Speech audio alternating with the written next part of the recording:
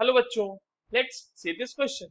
Select the correct statements regarding Larsenet test. Larsenet test के बारे में हमें correct statement बतानी है और यहाँ पर हमारे पास देखिए चार statements दिए हुए हैं बच्चों. Lithium and potassium are not used in this test. B कह रहा है कि NH4Cl, ammonium chloride, NH2 that is hydrogen cannot be detected by this test.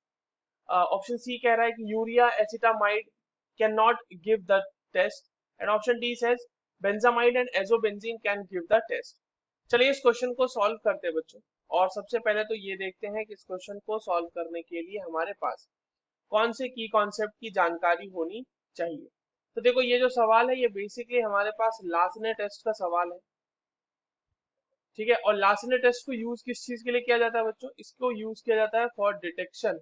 यहाँ पर से हम डिटेक्शन करते हैं किसका किसका, तो detection of nitrogen, sulphur and halogen. इन तीनों का हम लोग डिटेक्शन कर सकते हैं लार्सेने टेस्ट की मदद से. ठीक है, अब देखिए क्या होता है कि हम लोग सबसे पहले इसमें प्रिपेयर करते हैं सोडियम एक्सट्रैक्ट.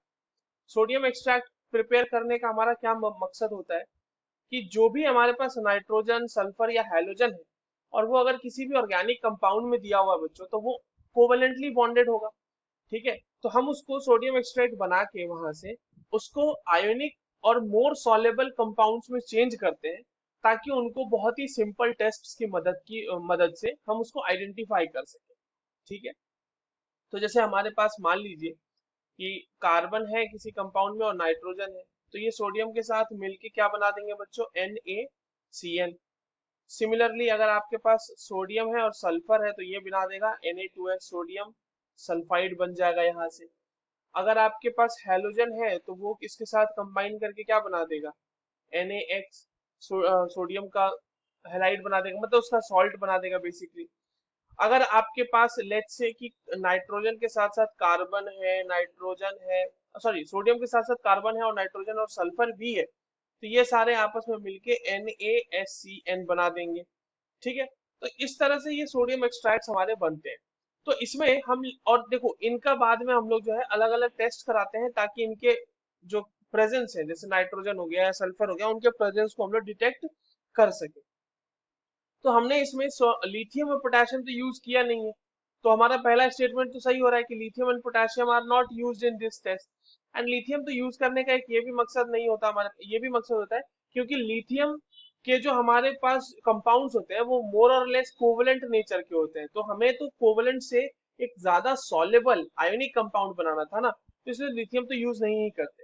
ऑप्शन बी कह रहा है कि देखिए NH4Cl और NH2NH2 that is hydrogen can not be detected by test. ये बिल्कुल सही बात है. ये जो होते हैं, जैसे अगर आप NH2NH2 की बात करो सिर्फ, तो NH2NH2 जो है ये रिस्पॉन्ड नहीं करता, does not respond to test. क्यों नहीं करता बच्चों?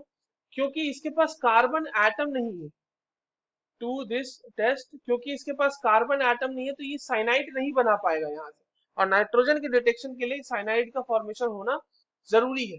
तो इसीलिए ये नहीं आपका टेस्ट को रिस्पॉन्ड करता, और ये सही स्टेटमेंट है आपके सामने. ऑप्शन सी कह रहा है कि यूरिया और acetamide can not give this test. ये स्टेटमेंट बिल्कुल गलत है.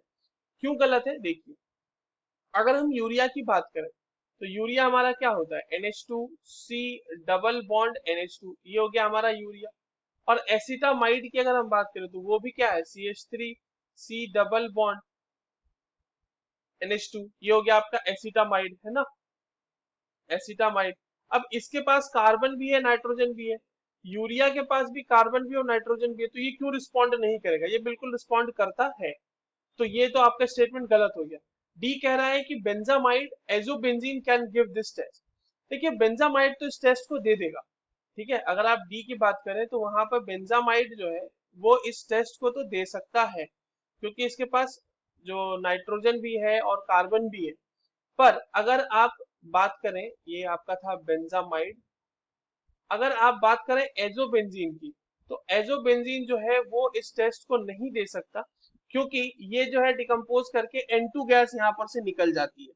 ठीक है, ये जो है लूज, ये लूज कर देते हैं, लूज N2 गैस.